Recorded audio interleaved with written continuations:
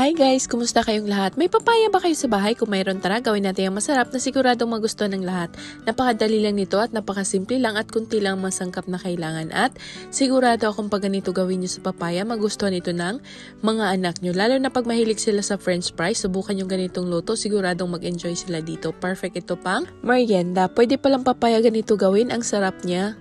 Anyway, kung bago ka pa lang sa aking Facebook page, my name is Riza. Please paki-follow para maging updated kayo every time na may bago tayong upload. So ngayon, meron akong isang papaya dito. Babalatan ko lang to at tatanggalin ko lang tong skin dito at yung buto ng ating papaya.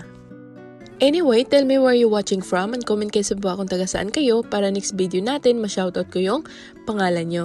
So ayan, nabalatan ko na yung papaya so ikat ko lang to para matanggal ko yung seeds dito. Shoutout mo tayo kay Marilu Ansano from Leyte, Emma Almario from Makati, Rosalinda Andrade from Carcar, Cebu City,